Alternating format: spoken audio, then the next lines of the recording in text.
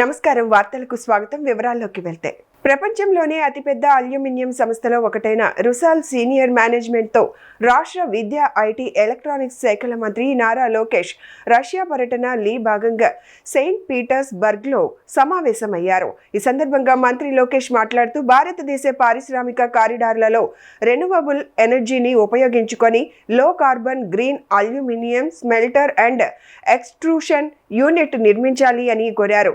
భారతదేశంలోని deep water పోర్ట్ల వద్ద ప్రత్యేకమైన వాటర్ ఫ్రంట్ బెర్త్లు క్రమబద్ధమైన కస్టమ్స్ క్లియరెన్స్లను ఉపయోగించుకొని ఒక కోస్టల్ అల్యూమినియం రిఫైనరీ బాక్సైట్ దిగుమతి హబ్ను అభివృద్ధి చేయడానికి భాగస్వామ్యం వహించాలని విజ్ఞప్తి చేశారు।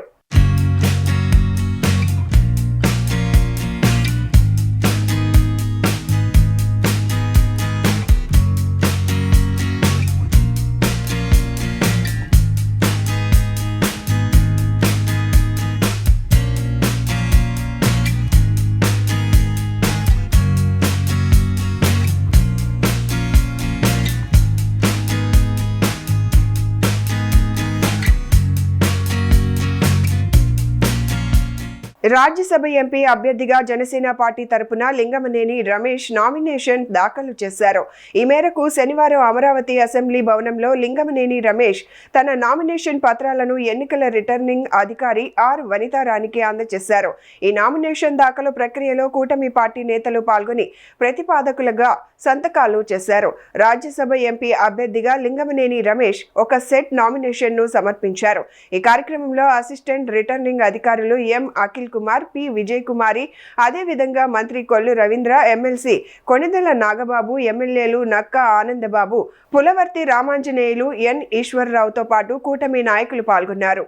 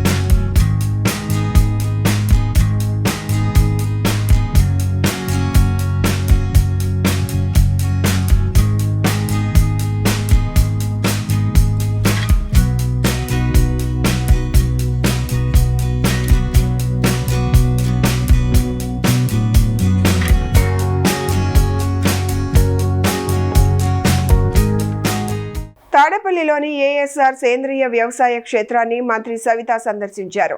ఈ సందర్భంగా కమ్మ కార్పొరేషన్ చైర్మన్ బ్రహ్మం చౌదరి, కూటమి నాయకులు, కార్యకర్తలు పాల్గొన్నారు।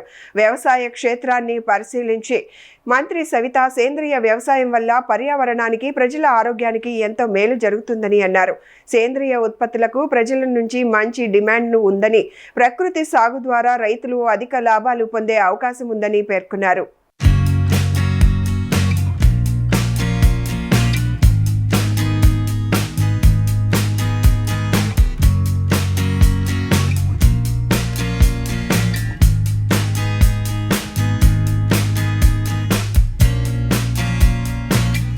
ఆంధ్రప్రదేశ్ ప్రభుత్వ దేవాదాయ శాఖ ఆదేశాల మేరకు ఎన్టీఆర్ జిల్లా యంత్రాంగం సహకారంతో ఇంద్రకీలాద్రిపై ఉన్న శ్రీ దుర్గా మల్లేశ్వర స్వామి దేవస్థానం ఆధ్వర్యంలో ఇబ్రహీంపట్నం పవిత్ర సంగమం వద్ద పుణ్య నది హారతి కార్యక్రమాన్ని ఘనంగా పునఃప్రారంభించారు। పవిత్ర కృష్ణా, గోదావరి నదుల సంగమ ప్రాంతంలో నిర్వహించిన ఈ కార్యక్రమంలో ముందుగా రాష్ట్ర శ్రేయస్సు, ప్రజల సంక్షేమం కోసం ప్రత్యేక పూజలు నిర్వహించారు। దేవస్థానం స్థానాచార్యులు వి శివప్రసాద్ శర్మ ఆధ్వర్యంలో నదీ మాతలకు పసుపు, కుంకుమలు, పట్టు వస్త్రాలు సమర్పించి ప్రత్యేక ఆరాధనలు చేపట్టారు। అనంతరం దేవస్థానం వైదిక సిబ్బంది పవిత్ర నదీ మాతలకు పంచహారతులు సమర్పించగా హారతి వెలుగులతో సంగమ ప్రాంతం ఆధ్యాత్మిక శోభను సంతరించుకుంది।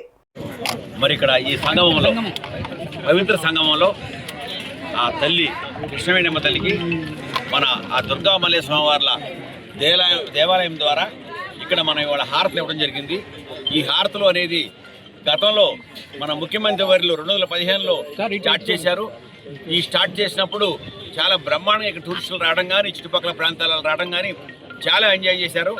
ఆ తర్వాత క్రమేపీ అది 2019-24 మధ్య వచ్చిన ప్రభుత్వం నిర్లక్ష్యం వల్ల రోడ్లన్నీ కూడా పాడైపోయి వస్తానికి దారి లేక ఇక్కడ వసతులు లేక పూర్తిగా ఆపేయడం జరిగింది. వాడు మళ్ళీ మన చంద్రబాబు నాయుడు గారి ఆదేశం ప్రకారం మళ్ళీ ఇవాళ ఒక మంచి రోజున శుక్రవారం నాడు మనం ఇవాళ ఈ కార్యక్రమం, ఈ హారతుల కార్యక్రమం అనేది మా యొక్క ట్రస్ట్ బోర్డు, మా ఈఓ గారు, మరి అట్లాగే మా కమిషనర్ గారు, అలాగే మా మంత్రివర్యులు ఆనం నారాయణ రెడ్డి గారు అందరూ ఆదేశం ప్రకారం ఈరోజు స్టార్ట్ చేసాం.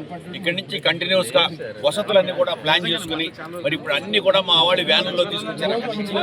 ఇక్కడే పర్మనెంట్గా ఇవన్నీ కూడా ఉండేటట్టుగా వీటన్నిటి ఎక్కడ దాచుకోవాలి ఏంటి ప్లాన్ చేసి మళ్ళీ ఇక్కడ కంటిన్యూస్గా ఈ హారతులు అనేది చూడండి. ఇప్పుడు 100 మంది వచ్చారు ఈరోజు. ఒక చిన్న మెసేజ్ వెళ్ళడం వల్లే మరి ఇక్కడ ఎంతో ఎంజాయ్ చేస్తానికి ఈ వాతావరణం, మరి ఇక్కడ గోదావరి తల్లి వచ్చి ఇక్కడ కలుస్తుంది. ఇక్కడ ఈ నదిలో ఇటువంటి ప్రదేశంలో ఇది టూరిస్ట్ ప్లేస్గా చేయాలనే ఉద్దేశంతో ఇది హైదరాబాద్ నుంచి వెళ్ళే వాళ్ళకి కానీ ఇటు విజయవాడ నుంచి వెళ్ళే వాళ్ళకి కూడా ఒక అరగంటగా బ్రేక్ చేసి మనం నదీ హారతి చూసి వెళ్దామనే విధంగా మరి ఇవన్నీ కూడా చేసి ఇప్పుడు నెక్స్ట్ మేము ఇవన్నీ కూడా ఫుల్ఫిల్గా అయిన తర్వాత మరి మా ట్రస్ట్ బోర్డు తరఫున, మా దేవాలయం తరఫున మరి మన ముఖ్యమంత్రి వాళ్ళు నారా చంద్రబాబు నాయుడు గారు కూడా ఒకరోజు ఇది పండగ వాతావరణంలాగా ఆహ్వానిద్దామనే ఆలోచనలో ఉన్నాం. ఒకరోజు వారిని కూడా ఆహ్వానిస్తాం. మరి అలాగే ఈ నదీ హారతులు ఇవ్వడం వల్ల చాలా మంచి జరుగుద్ది. ఈ ప్రాంతమే కాదు మొత్తం దేశం వాళ్ళందరూ కూడా మరి ఈ హారతులు అనేది దానివల్ల పాడి పంటలతో అందరూ కూడా ప్రజానీకం హాయిగా బతుకుతారు. మరి ఇది ఆ దుర్గమ్మ తల్లి ఆశీస్సులు అందరికీ ఉండాలని నేను మనస్ఫూర్తిగా కోరుకున్నాను. జై భవాని. ఏమండి గంగలుగా చెప్పబడ్డాయి. కృష్ణ, గోదావరి, యమున ఇవన్నీ కూడాను గంగలే. ఇటువంటి యొక్క పంచగంగలన్నీ కూడాను ఉన్నటువంటిది కృష్ణా నదీ తీరము. మరి అందున ఇది పవిత్ర సంగమంగా చెప్పబడ్డది. ఎందుకంటే గోదావరి నది, ఇక్కడ మన కృష్ణా నది రెండూ కూడాను సంయుక్తంగా ఇక్కడ నుంచి ప్రవహించడానికి ఉన్నాయి. అందువల్ల అటువంటి దీంట్లో ఈ పవిత్రమైన సంగమం ప్రదేశంలో మనం గతంలో కూడాను మన ప్రియతమ ముఖ్యమంత్రి గారు ఇదంతా కూడాను అభివృద్ధి చేసి చక్కని భక్తి ఇది కలిగేటటువంటిదిగా ఉండాలి అనేటటువంటి దీంతో ఈ పవిత్ర సంగమంలో నదీ హారతులను ప్రారంభం చేయడం జరిగింది. మరి 2015లో ప్రారంభం చేసినటువంటి హారతులు 2019 వరకు కూడాను చక్కగా జరిగినాయి. తర్వాత కాలాంతరంలో మార్పులు చేర్పులు జరిగినాయి. ఇప్పుడు మళ్ళీ మన ప్రియతమ ముఖ్యమంత్రి గారు ఇలా కాదు, కృష్ణవేణి నది హారతుల దుర్గగుడి దగ్గర అక్కడ ఇస్తున్నప్పటికీ పవిత్ర సంగమంలో కూడా ఇవ్వాలి అనేటటువంటి దీంతో ఇదంతా అభివృద్ధి చేసి ఒక టూరిజం ప్రదేశం కింద ఏర్పాటు చేయాలనే తత్సంకల్పంతో దేవాదాయ శాఖ వారికి మరి ముఖ్యంగా దుర్గ దేవస్థానం వారికి ఆదేశములు ఇచ్చి ఉన్నారు. ఆ కారణంగా ఈ రోజు నుంచి ఈ పవిత్ర హారతులు ఇక్కడ పునఃప్రారంభం చేయడం జరిగింది. ఇవాళ ట్రయల్ రన్గానే మనం, ఎందుకంటే కాలంలో వచ్చేటటువంటి మార్పుల వల్ల అనేకమైనటువంటి ఇవి ఉన్నాయి ఇక్కడ. అందువల్ల వాటికి ఎట్లా ఉంటుంది వాతావరణం ఇదంతా చూసుకోవడం కోసం చెప్పని ఇవాళ ట్రయల్ రన్ వేసి నిత్యము కూడా ఇక్కడి నుంచి కూడా ఇక్కడ హారతులు ఇవ్వాలని చెప్పని ఏర్పాట్లు చేయడం జరుగుతున్నది. దీంతో మొత్తం అంతా కూడాను సెట్టింగ్, దానికి కావాల్సినటువంటి హారతులు ఇవ్వడానికి యోగ్యమైనటువంటివన్నీ కూడాను తయారు చేసి సంపూర్ణంగా ఇక్కడ 9 హారతులు చక్కగా ఇచ్చే ఏర్పాట్లు చేయటం జరుగుతుంది. మరి మా చైర్మన్ గారు, మా ఈఓ గారు, మా కమిషనర్ గారు, ముఖ్యంగా మా దేవాదాయ శాఖ మంత్రి గారు వీళ్ళందరి యొక్క ఆదేశాల మేరకు ఇవాళ రోజున పంచమి, ఇవాళ చక్కగా శుక్రవారము అమ్మవారికి ప్రీతిపాత్రమైనటువంటిది ఇది పంచమి రోజు. అందుకని ఈ రోజున మనం ఈ హారతులు ట్రయల్ రన్గా మళ్ళీ పునః ప్రారంభం చేశాము. రష్యాలో పర్యటిస్తున్న మంత్రి నారా లోకేష్ మాస్కోలో స్బేర్ ఆధ్వర్యంలో నడుస్తున్న విభిన్నమైన పాఠశాలలను 21ను సందర్శించారు.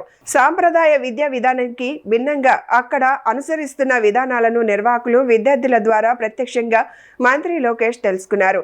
స్కూల్ 21 అనేది రష్యాలో స్బేర్ బ్యాంక్ ప్రారంభించిన ఉచిత ప్రోగ్రామింగ్ సాఫ్ట్వేర్ డెవలప్మెంట్ విద్యా కార్యక్రమం. ఇక్కడ విద్యార్థుల నుంచి ఎటువంటి ట్యూషన్ ఫీజు వసూలు చేయరని, ఇది ఇంటర్నేషనల్ 42 నెట్వర్క్లో సభ్యత్వం కలిగి స్వతంత్రంగా పనిచేస్తుందని స్కూల్ 21 యాజమాన్యం తెలిపింది. ఫ్రెంచ్ కోడింగ్ స్కూల్ అయిన ఏకోల్ 42 రూపొందించిన వినూత్నమైన భవిష్యత్తు పాఠశాల విద్యా పద్ధతులను అనుసరిస్తుందని పేర్కొన్నారు.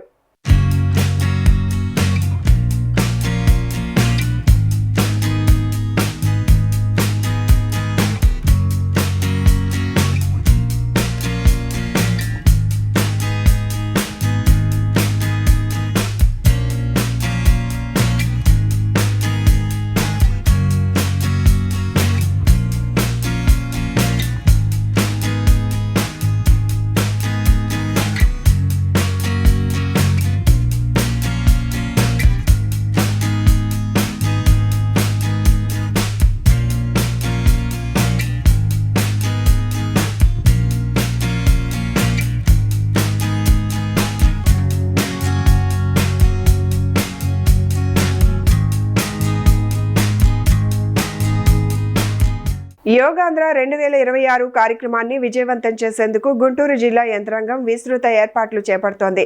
ఇప్పటికే జిల్లాలో పలు ప్రాంతాల్లో యోగాభ్యాస కార్యక్రమాలు ముమ్మరంగా కొనసాగుతున్నాయి. ఈ క్రమంలో గుంటూరులోని ఎన్టీఆర్ స్టేడియంలో శనివారం నిర్వహించిన యోగా కార్యక్రమంలో పెద్ద సంఖ్యలో యోగా అభ్యాసకులు, యువత, క్రీడాకారులు పాల్గొన్నారు.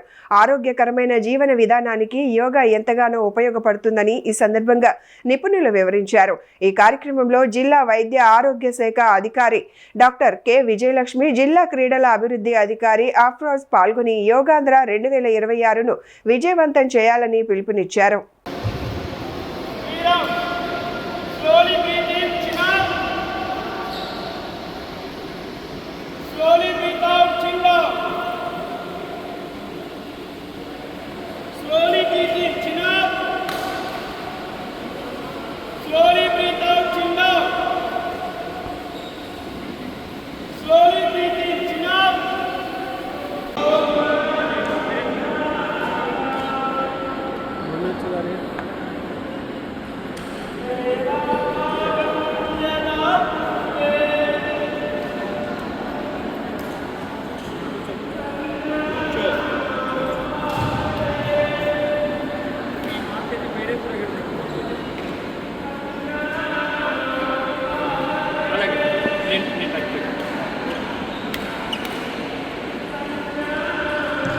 పల్నాడు జిల్లా నరసరావుపేట సమీపంలోని క్రిస్టియన్ పాలెంలో మాదిగల చైతన్య సమావేశం నిర్వహించారు. ఈ సమావేశంలో ఎంఆర్పీఎస్ నాయకులు మాదిగ సమాజం విద్య, ఉద్యోగాలు, వ్యాపారం, రాజకీయాలతో పాటు అన్ని రంగాల్లో అభివృద్ధి సాధించి ముందంజలో నిలవాలని పిలుపునిచ్చారు. ఈ సందర్భంగా ఎంఆర్పీఎస్ పల్నాడు జిల్లా ఇన్ఛార్జ్ దుడ్డు రామకృష్ణ మాదిగ ఉద్యోగుల జాతీయ ఉపాధ్యక్షులు దాసరి నాగయ్య మాదిగ మాట్లాడుతూ ఎస్సీ వర్గీకరణ ద్వారా లభిస్తున్న అవకాశాలను సద్వినియోగం చేసుకోవాలని, యువత ఉన్నత విద్య, ఉపాధి రంగాల్లో రాణించాలని సూచించారు. పద్మశ్రీ మందకృష్ణ మాదిగ గారి ఆదేశ పక్షాన సామాజిక ఉద్యమ నమస్కారాలు. ముఖ్యంగా ఈరోజు పల్నాడు జిల్లా నరసరావుపేట టౌన్లో ఉన్నటువంటి క్రిస్టియన్ పాలెంలో పద్మశ్రీ మందకృష్ణ మాదిగ గారి ఆదేశాల మేరకు గో టు విలేజ్ 40 డేస్ కార్యక్రమాన్ని విజయవంతం చేయడానికి ఈరోజు సమావేశం ఏర్పాటు చేయడం జరిగింది. ముఖ్యంగా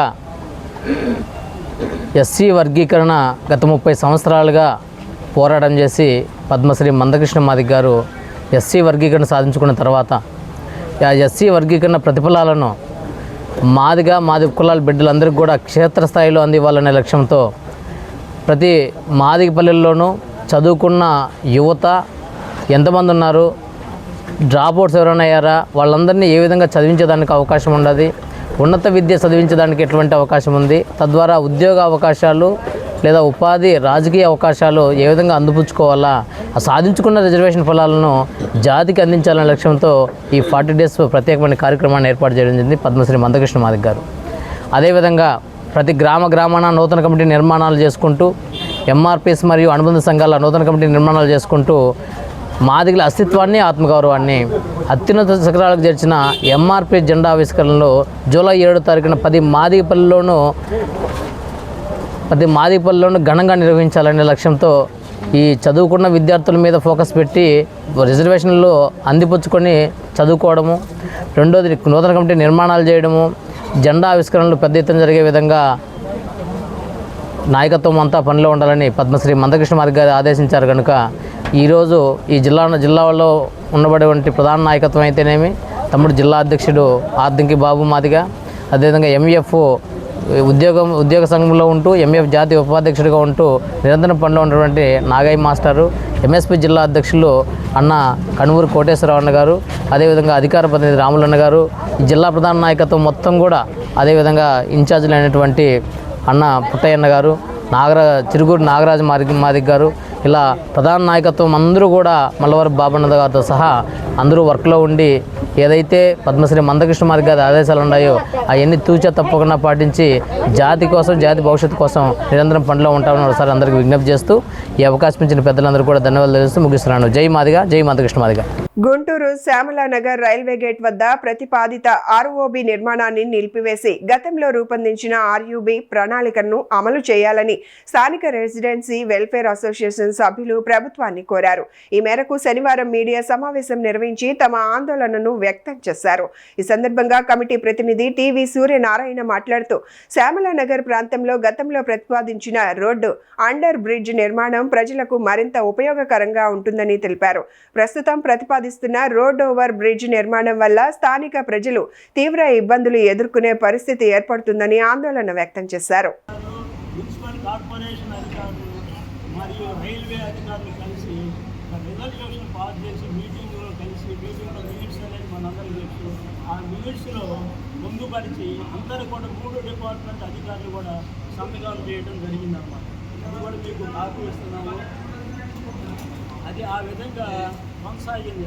అప్రూవ్ అయిపోయింది కదా అనుకుంటున్నాం. దానికి కూడా ఏ విధంగా నిర్ణయించారంటే ఎవరికి ఇబ్బంది లేకుండా రైట్ ఆఫ్ వే అనేది ఒక మరొక టెక్నికల్ ROW 16.5 మీటర్లే మొత్తం డిజైన్ చేశారు. అంటే 16.5 మీటర్లు అంటే సర్వీస్ రోడ్స్తో పాటు అండర్ బ్రిడ్జితో పాటు మొత్తం కలిసి 16.5 మీటర్లు అంటే 55 అడుగులకి నిర్ణయించడం జరిగింది. ఆ విధమైనటువంటి అందరూ కూడా అప్రూవ్ చేసినటువంటి 3 డిపార్ట్మెంట్ సంతకం మినిట్స్ కాపీ కూడా మన దగ్గర ఉంది.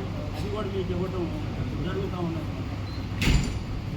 తర్వాత లేటెస్ట్ ఆ విధంగా ప్రాసెస్ అప్పటి నుంచి అంటే 2011-12 నుంచి 24వ సంవత్సరం 2024 దాకా ఆర్యూబీ అనేది జరుగుతాం.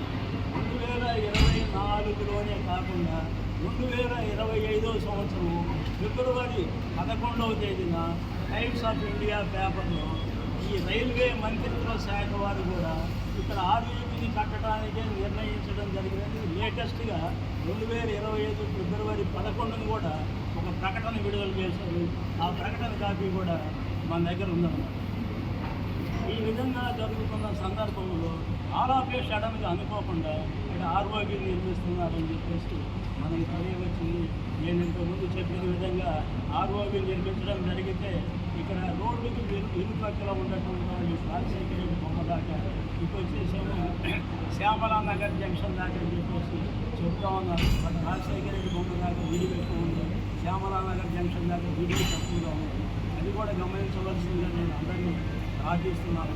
ఇదే కాకుండా ఈ రైల్వే ఏది 11/2/2025 చేసిన ప్రకటనలో LC నంబర్ 311 శ్యామలానగర్ దగ్గర ఉన్నటువంటి ఈ గేట్ నెంబర్ వచ్చేసి LC నంబర్ 312. అటు పైకెడితే మనందరం తెలుసు నల్లగొండ రైల్వే స్టేషన్ దగ్గర LC నంబర్ 311 అండి. రైల్వే స్టేషన్ దగ్గర ఒక గేట్ ఉంది.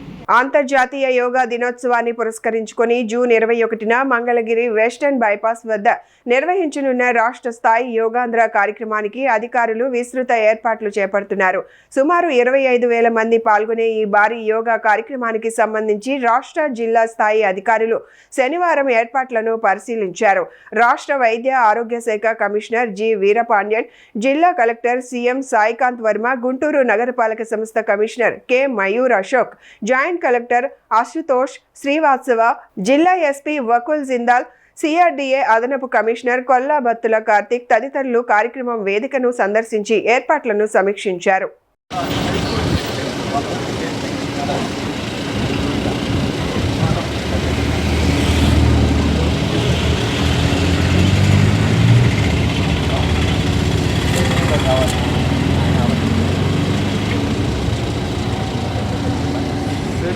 Exactly almost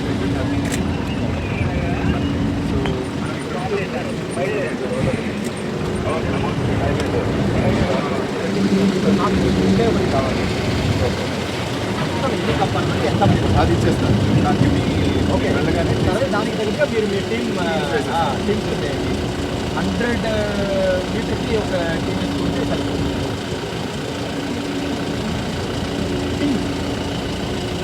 అంటే ఓకే గో ఫర్ ప్రోగ్రామ్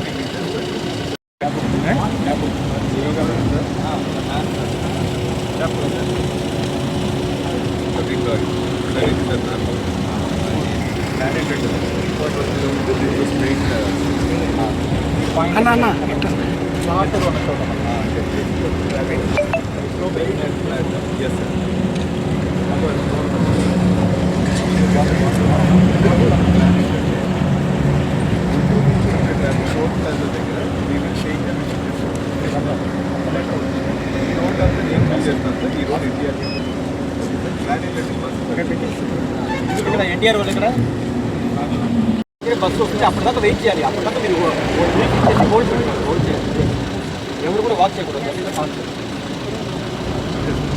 నేను నంబర్స్ చేసేసి ఇప్పుడు మీరు డీటెయిల్గా మాట్లాడుకోండి. ఏది ఎక్కడ ఎవరు ఒక మీటింగ్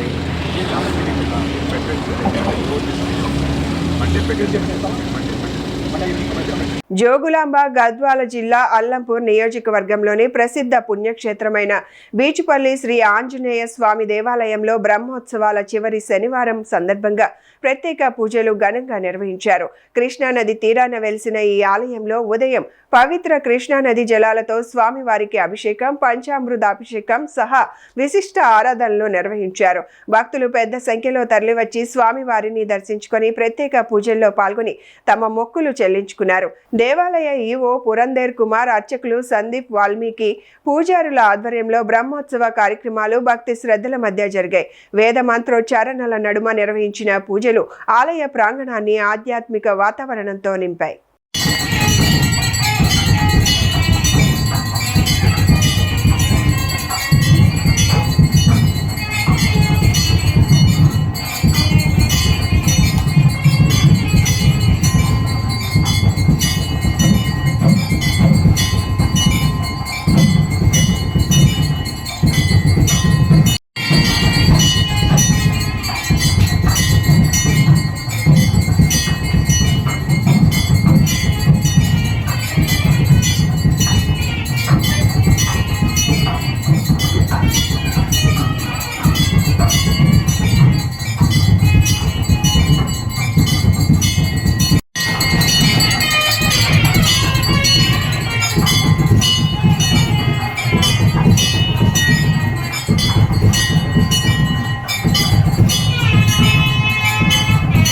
నెల్లూరు జిల్లా కలువాయి మండలం చింతలపాలెం వెంకట రామరాజుపేట గ్రామ పంచాయతీల పరిధిలో చేపట్టిన ఉపాధి హామీ పనుల్లో అవినీతి జరిగిందంటూ స్థానికులు ఆరోపిస్తున్నారు.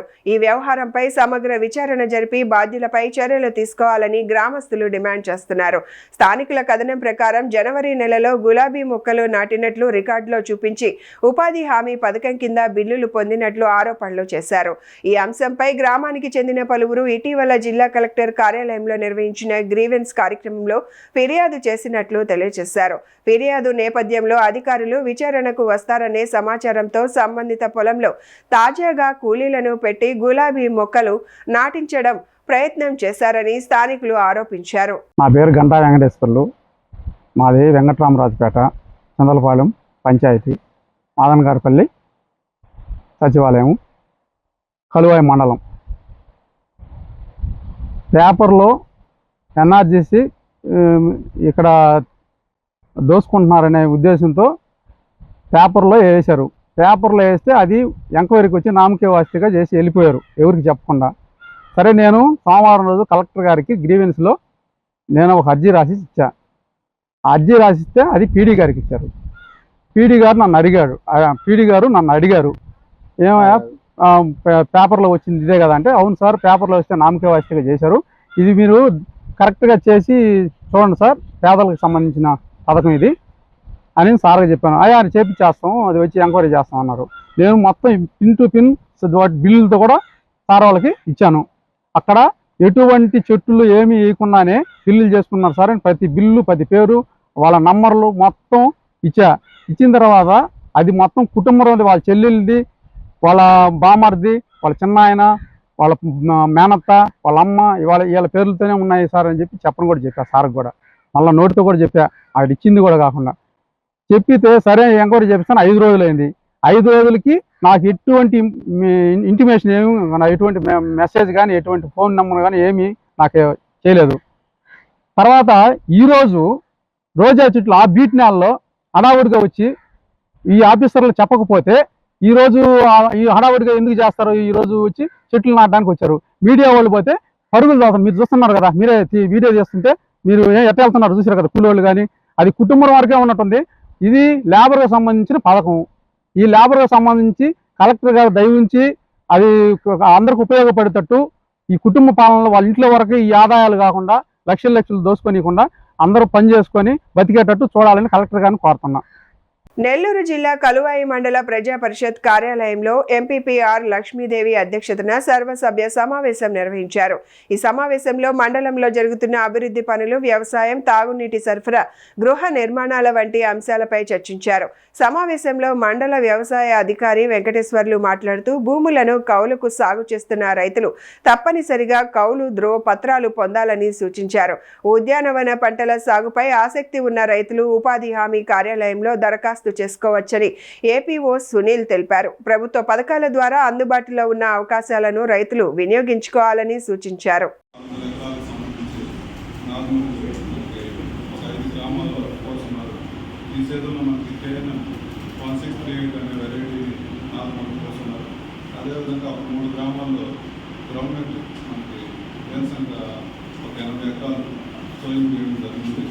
అదేవిధంగా మనకి ఈ ప్యాడీ అనేది 30 ఎకరాలు డ్రమ్సెడ్ డైరెక్ట్ సోయింగ్ పద్ధతిలో కూడా మాలంగారిపల్లి గుడితో ప్రస్తుతం సోయింగ్ జరిగింది. ఇది మనకి ప్రస్తుతం మనకి క్రాప్ ఏరియా అనేది ప్రస్తుతానికి నార్మల్ వేస్తున్నారు. అదేవిధంగా ఇప్పుడు నార్మల్ సంబంధించి ఎండలు ఎక్కువ ఉండటం వల్ల ప్రస్తుతానికి నల్లి వచ్చే అవకాశం ఉంటుంది. తెల్లటి చుక్కలు లాంటి మచ్చలు నార్మల్గా కనిపిస్తూ ఉంటాయి. ఇట్లాంటివి కనిపించినప్పుడు కంపల్సరీగా రైతులు ఫస్ట్ రుద్దుకు తక్కువ ఉన్నప్పుడే చూసి ప్రోగ్నాఫాస్ లీటర్కి ఒక 2 ml కానీ స్ప్రే చేసుకున్నట్లయితే అప్పుడే సమర్థవంతంగా అరికట్టుకోవచ్చు. అదేవిధంగా ప్రస్తుతానికి మనకి ఇప్పుడు గ్రీన్ మెన్యూర్ అంటే పచ్చరొట్టు విత్తనాలు 50% రాయితీతో మనకి జలుబు, జీలక, పిల్లిపెసర 3 రకాలు ఆర్ఎస్కే రైతు సేవా కేంద్రంలో రైతులు రిజిస్ట్రేషన్ చేయించుకోవాలి. రిజిస్ట్రేషన్ చేసుకున్న తర్వాత వాళ్ళు విత్తనం తెప్పించి ఇవ్వడానికి ఉంటుంది. అదేవిధంగా డయాంచా కేజీకి 160 రూపాయలు, 50% సబ్సిడీలో 80 రూపాయలు కేజీకి రైతుకి వస్తుంది. అదేవిధంగా సమయంపై అయితే 154 రూపాయలు ఫుల్ కాస్ట్, 75 రూపాయలు రైతుల డబ్బు వస్తుంది. పిల్లి ఖర్చు అయితే 196 రూపాయలు, 95 రూపాయలు రైతు అనేది కట్టాల్సి వస్తుంది. అదేవిధంగా ఈ సీజన్లో ఎవరైతే కౌలు చేసుకుంటుంటారో కౌలు చేసుకునే రైతులు కంపల్సరీగా కౌలు సర్టిఫికేట్ తీసుకోవాలి. కౌలు సర్టిఫికేట్ తీసుకోకపోతే రేపు ఏదన్నా ఈ సీజన్లో ఎక్కువ వర్షాలు డ్యామేజ్ అయ్యే అవకాశం ఉంటుంది. అప్పుడు నష్టపరిహారం అనేది జనంగా సాగు చేసిన రైతులకి రాకపోవడానికి ఎక్కువ అవకాశం. అందుకని చెప్పేసి మొదట్లోనే ఎవరైతే కౌలు తీసుకుంటారో కౌలు సర్టిఫికేట్ తీసుకున్నట్లయితే ఎవరు పంట వేస్తే వాళ్ళు మనం ఈ పంట మినీ, ఇసుకపల్లి మినీ, పొలవపల్లి మినీ వీళ్ళు మెయిన్ సెంటర్గా ప్రమోషన్ అయ్యి వచ్చింది కాబట్టి వీటికి వేకెంట్ చూపించారు. దాచూరు 2 హెల్ప్ వేకెంట్, దాన్ని కూడా వేకెంట్ చూపించారు. ఇవన్నీ 4 అప్లికేషన్స్ ఇచ్చారు, నోటిఫికేషన్ కూడా ఇచ్చారు, అప్లికేషన్స్ కూడా ఇచ్చేసారు. అలాగే మాకు ఇప్పుడు ఈరోజు రేపు నవచేతన ట్రైనింగ్ జరుగుతాము. మా ప్రీ స్కూల్ పిల్లల్ని 5 సంవత్సరాల నిండిన పిల్లల్ని ఆన్లైన్ చేర్పించడం జరిగింది. ఇంకా 37 మంది పిల్లలు ఉన్నారు. దీనిలో భాగంగా మేము అంగన్వాడీ పిలుస్తుంది అనే కార్యక్రమాన్ని నిర్వహిస్తున్నాము. దాంట్లో భాగంగా తల్లిదండ్రులని, పేరెంట్స్ని మోటివేట్ చేసి కాన్వెంట్లలో చేరకుండా మన అంగన్వాడీలోనే చేర్పించేటట్టు మేము మాట్లాడుతూ ఉన్నాము. దాని మీద కృషి చేస్తున్నాం సార్. వైఎస్ఆర్ కడప జిల్లా కాజీపేట మండలం దుంపలగట్టు గ్రామంలో విషాద ఘటన చోటు చేసుకుంది. పందులను మేపేందుకు వెళ్లిన 2 అక్కా చెల్లెళ్లు ప్రమాదవశాత్తు నీటి గుంటలో పడి మృతి చెందారు. ఒకే కుటుంబానికి చెందిన 2 కుమార్తెలు మృతి చెందడంతో గ్రామంలో తీవ్ర విషాదం నెలకొంది.